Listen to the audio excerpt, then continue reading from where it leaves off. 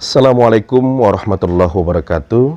Sahabat Dr. Saud Gisara yang kami muliakan, bertemu lagi di channel kesayangan Anda, yaitu channel Dr. Saud Gisara, channelnya petani profesional Indonesia.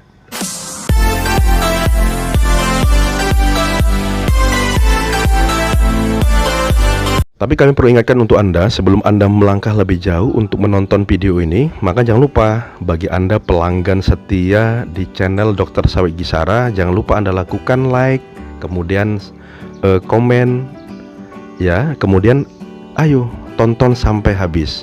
Dan bagi Anda sebagai pendatang baru mampir di channel Dr. Saud Gisara, jangan lupa Anda lakukan subscribe, kemudian like, serta komen, serta aktifkan loncengnya, karena aktivitas ini tidak bayar, semua ditanggung gratis tis-tis.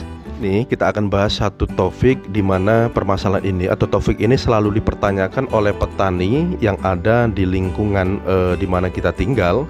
Mereka menanyakan bahwa sebenarnya urutan pemupukan pupuk kelapa sawit itu yang bagus mana duluan gitu ya. Artinya mana sih urutan aplikasi pemupukan kelapa sawit yang benar sehingga dapat menghasilkan hasil yang lebih baik.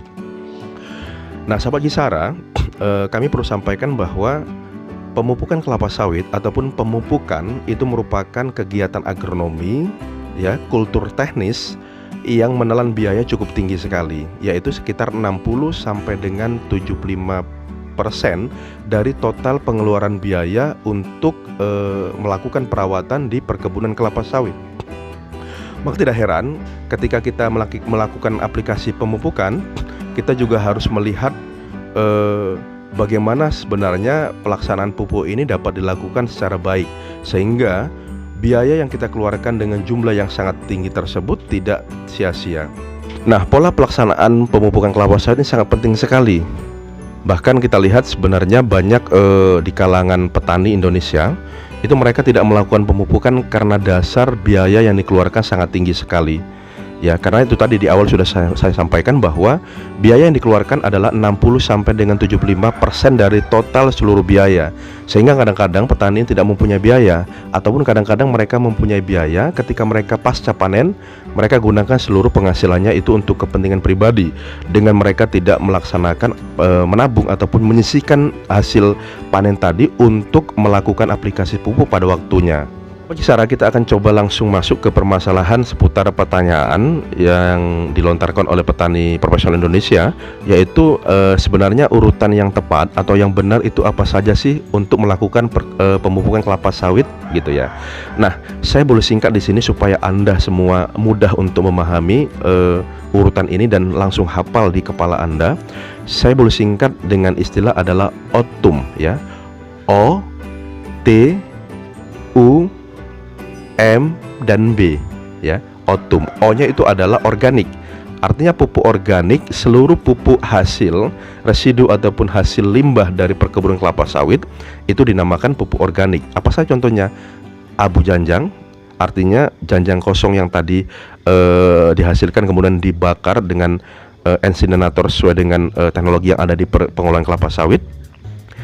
Nah, kemudian yang kedua adalah kompos, yaitu janjang kosong yang diolah sedemikian rupa dengan mikroorganisme dan juga ditambahkan dengan urea sehingga dia bentuknya menjadi lebih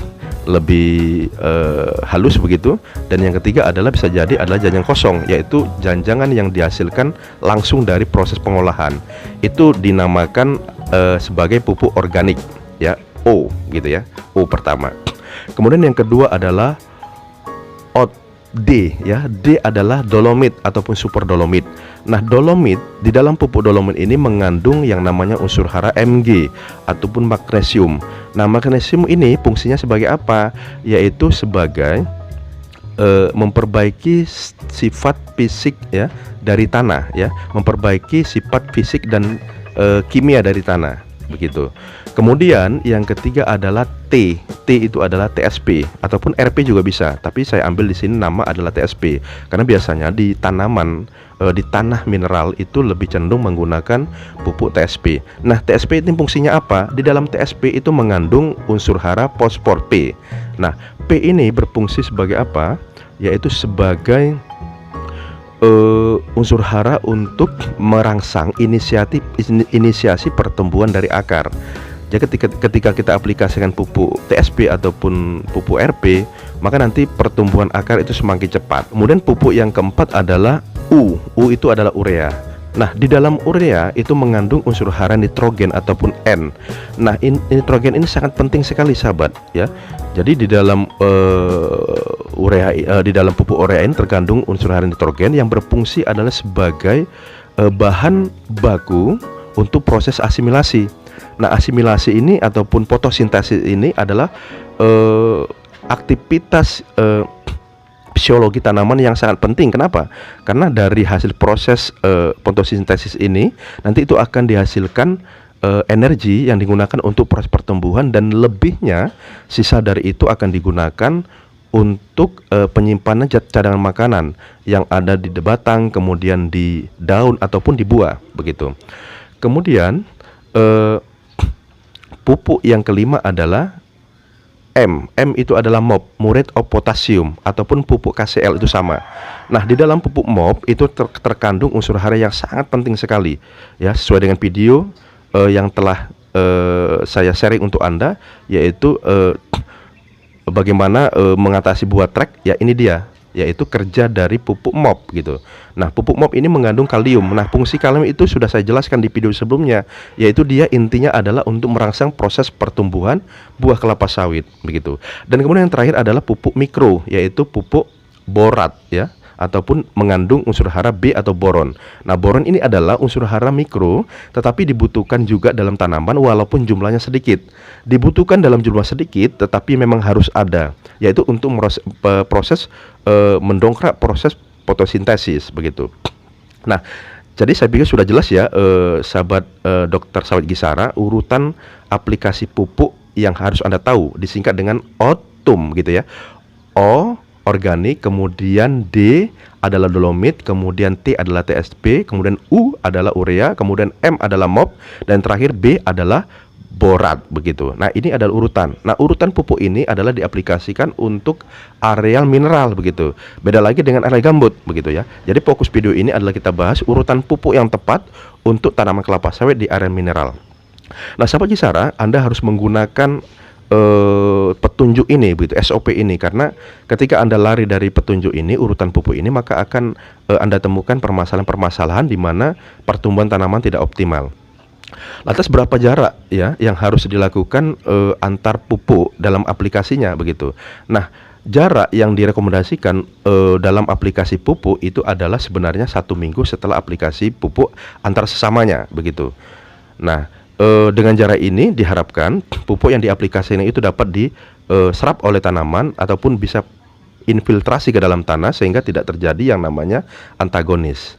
Ya, jadi ada namanya pupuk antagonis. Artinya pupuk itu tidak boleh diaplikasikan secara bersamaan. Contohnya adalah antara pupuk nitrogen ataupun pupuk urea dengan pupuk RP ataupun TSP. Ya, artinya unsur hara N dengan unsur hara fosfat itu tidak bisa diaplikasikan dalam satu waktu karena akan terjadi yang namanya fiksasi ataupun saling mengikat sehingga tidak dapat diserap secara optimal. Sahabat Gisara, kami perlu pesankan kepada Anda, maka ketika Anda sudah memulai memutuskan diri untuk terjun ke dunia perkebunan kelapa sawit mandiri, ya, artinya Anda sisihkan biaya hidup Anda untuk menabung dan kemudian Anda sisihkan untuk membeli yang namanya lahan perkebunan kelapa sawit ini, maka yakinkan bahwasanya Anda harus bisa fokus untuk mengurus ini.